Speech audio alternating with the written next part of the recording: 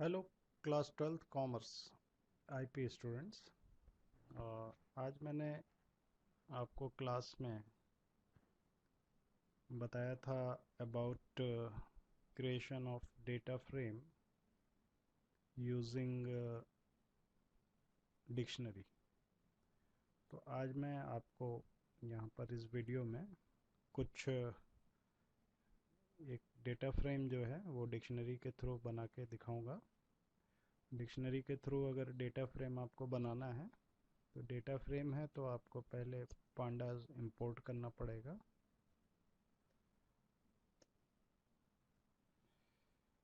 उसके बाद आपको एक डिक्शनरी बनानी होगी। जैसा आप डेटा फ्रेम बनाना चाहते हैं उसके अकॉर्डिंग एक डिक्शनरी बनानी पड़ेगी। तो पहले हम लोग डिक्शनरी बनाते हैं। इस तरह से डिक्शनरी का ये ब्रैकेट हो गया। फिर उसमें क्या होता है, की कोलन डेटा होता है। यहाँ पे क्या होगा, की की दरअसल में आपके डेटा फ्रेम का कॉलम हो जाएगा, कोलन। अब डेटा की जगह यहाँ पे लिस्ट ऑफ नेम्स हो जाएंगे, वो नेम्स जो आपको डेटा फ्रेम में दिखाने हैं। जैसे अमित, सुमित, अजय, ये 3 नाम ले लिए मैंने। अब ये नेम की लिस्ट हो गई। फिर कॉमा लगाइए। दूसरी लाइन में भी आप लिख सकते हैं, उस लाइन में भी लिख सकते हैं, उसमें लंबा हो जाता है इसलिए मैं दूसरी लाइन में लिख रहा हूँ। कोलन, एज की लिस्ट ये हो गई। नंबर्स हैं, इसमें आपको कोट्स नहीं लगाने हैं। और उसके बाद सैलरी,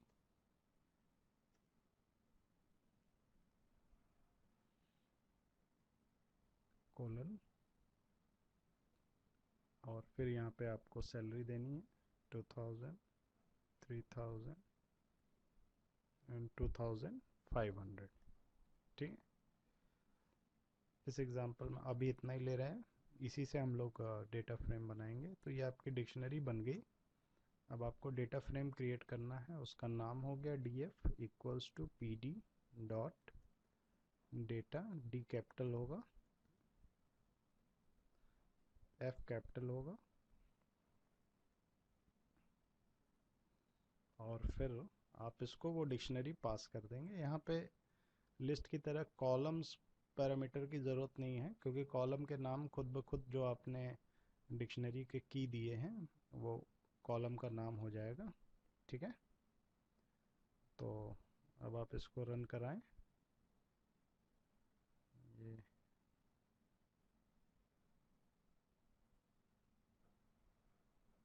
अभी रन कर जाएगा। ये कुछ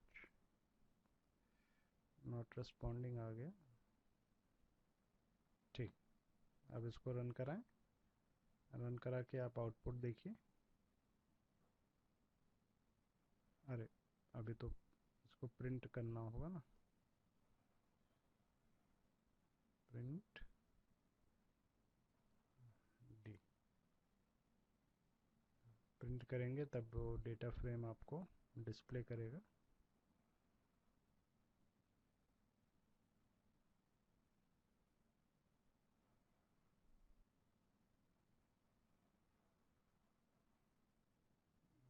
ये तो अच्छा, ये डिक्शनरी डीएफ डीएफ नाम से है ना डेटा फ्रेम। तो ये आपका डेटा फ्रेम हो गया। अब आप इसमें अगर एक रो और जोड़ना है तो आप यहाँ पे जो है नाम दे दीजिए, विजय।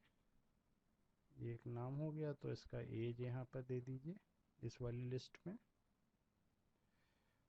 और यहाँ पर सैलरी वाली लिस्ट में इसकी सैलरी दे दीजिए। और फिर इसको रन कराइए।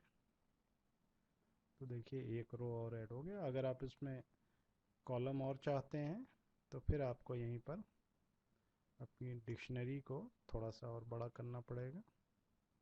जैसे एक कॉलम में ले रहा हूँ सिटी, ये हो गया। अब यहाँ पे आपको 4 रिकॉर्ड है, 4 सिटीज़ देनी पड़ेंगी। ठीक है। तो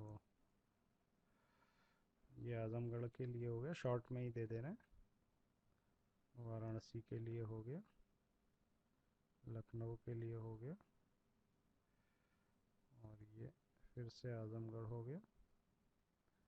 ठीक है, आपने एक इसमें की और लिस्ट ऑफ वैल्यूज़ जो है और जोड़ ली। अब आप इसको रन कराइए तो ये देखिए एक कॉलम और ऐड हो गया सिटी का। वो कॉलम का सीक्वेंस कोई मैटर नहीं करता है कि आप किस सीक्वेंस में दे रहे हैं। ठीक है, और वो बेसिकली अल्फ़ाबेटिकली ले रहा है, ACN एंड लास्ट में S है, सैलरी, S फॉर सैलरी। ठीक है, तो इस तरह से आपका जो है डेटा फ्रेम क्रिएट हो जाएगा यूजिंग डिक्शनरी। और यहाँ पे आपको कोई और आर्गुमेंट देने की कोई ज़रूरत नहीं है। इंडेक्स भी देखिए इसने 0 1 2 3 हर रो के लिए इंडेक्स खुद ब खुद ले लिया, और कॉलम के नाम एग्जैक्टली वही लिया है जो आपने वहाँ पे डिक्शनरी के कीज़ बनाए, वो यहाँ पे नाम हो गए, और जो लिस्ट ऑफ वैल्यूज़ हैं वो आपको रो में दिखाई पड़ रही हैं। ठीक है, तो इस तरह से आप एक बना के देख लीजिएगा डिक्शनरी से किस तरह से डेटा फ्रेम बनाया जाता है, वो आप बना लीजिएगा। ठीक है, ओके, थैंक यू।